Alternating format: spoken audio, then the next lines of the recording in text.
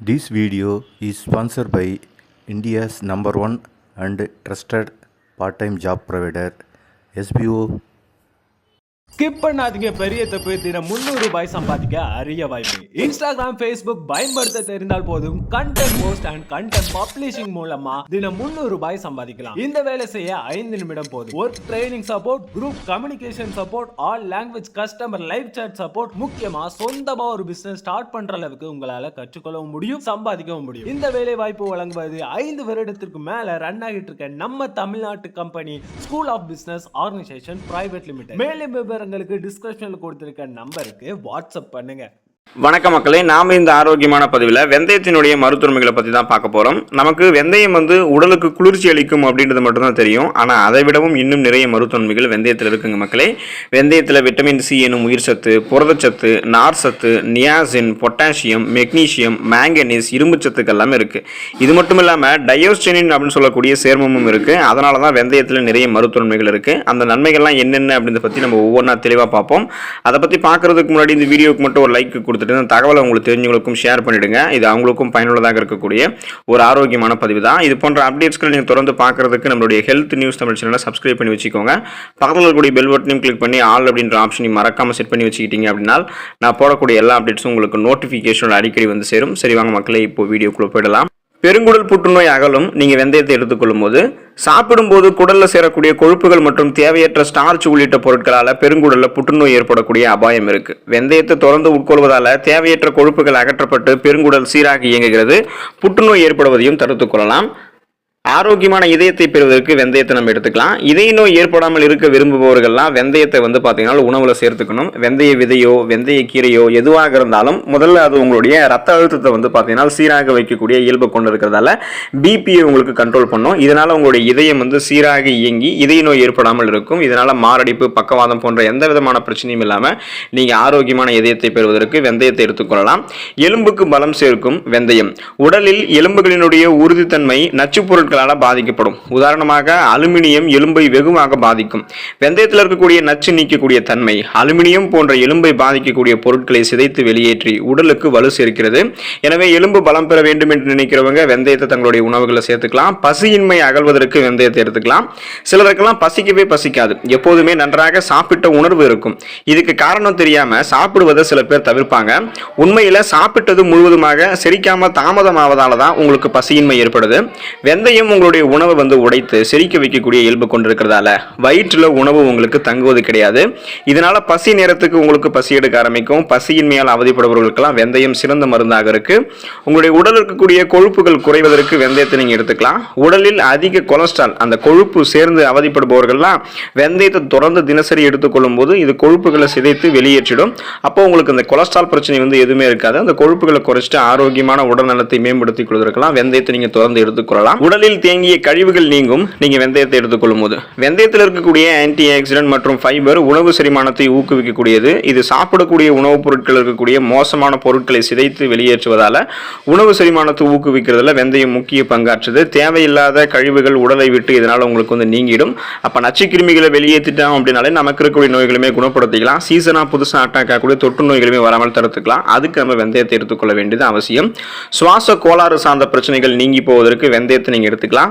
சளி, காய்ச்சல் உள்ளிட்ட பிரச்சனைகளின் காரணமாக சுவாச கோளாறு ஏற்பட்டு அவதிப்படுபவர்கள்லாம் வெந்நீரில் வெந்தயத்தை போட்டு தொடர்ந்து குடிக்கலாம். வெந்தயம் பாக்டீரியாக்களை எதிர்த்து போராடி சுவாச பிரச்சனையிலிருந்து விடுதலை பெற்று தருது. இதனால சுவாச கோளாறு நீங்குவதற்கெல்லாம் நம்ம வெந்தயத்தை எடுத்துக்கலாம். உடல் எடையை ஆரோக்கியமான முறையில் எந்த விதமான சைடு எஃபெக்டும் இல்லாமல் குறைக்கிறதுக்கு வெந்தயத்தை எடுத்துக்கலாம். உடல் எடை உங்களுக்கு ஆரோக்கியமான முறையில் குறைய வேண்டும் அப்படின்னா நீங்க எடுத்துக்கொள்ள வேண்டிய உணவு வெந்தயம். வெந்தயத்தை தொடர்ந்து தண்ணீரில் ஊற வச்சு 2 டம்ளர்கள் நீங்க குடிச்சிட்டு வந்தீங்க அப்படின்னா உங்களுடைய உடல் எடை படிப்படியாக குறைவதை உங்களாலே உணர முடியும். உடல் எடை குறையுது அப்படின்றதுக்காக அதிகப்படியான வெந்தயத்தையும் நீங்க எடுத்துக்கொள்ளக்கூடாது. இது உங்களுக்கு சைடு எஃபெக்ட் விளைவிக்கக்கூடியது.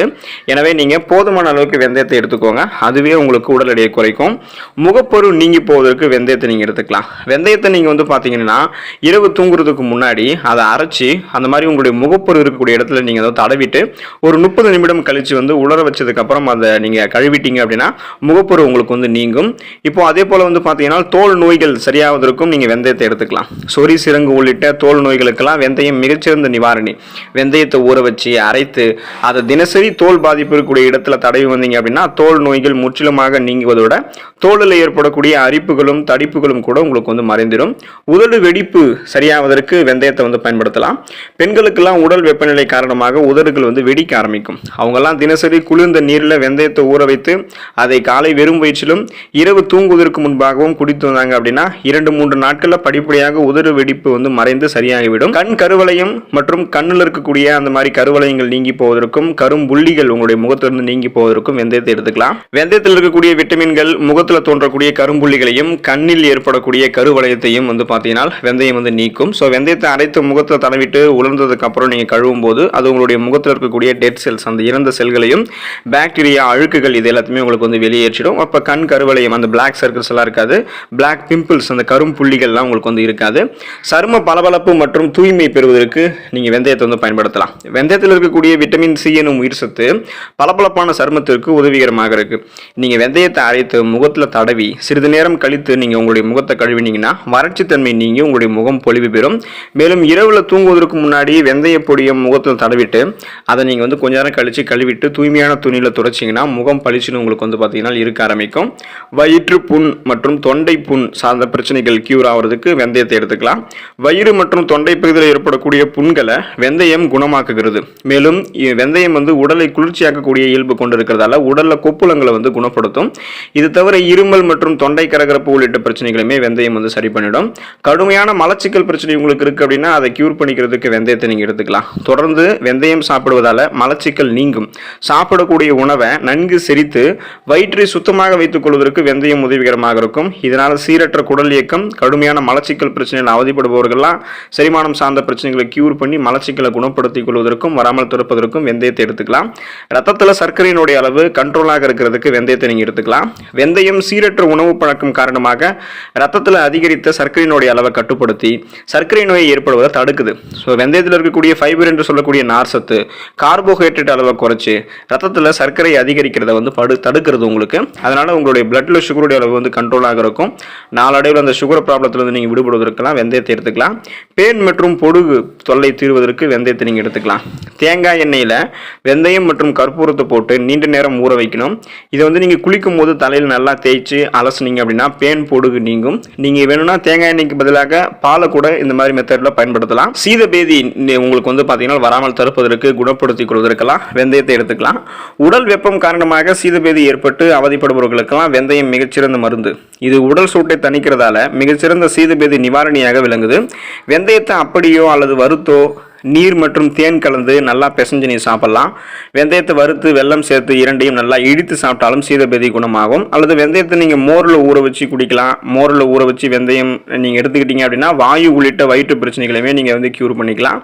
சிறுநீர் பிரச்சனை தீர்வதற்கு வெந்தயத்தை நீங்கள் எடுத்துக்கலாம். சிறுநீர் சம்பந்தப்பட்ட பிரச்சனை இருக்கிறவங்க வெந்தயத்தை உணவில் சேர்த்துக்கொள்ளலாம். இது உடலை குளிர்விப்பதுடன் உடல் வறட்சியை நீக்கி சிறுநீரை பெருக்குது. இதனால சிறுநீரக நோய்கள் வந்து உங்களுக்கு வராமல் தடுக்கப்படுகிறது.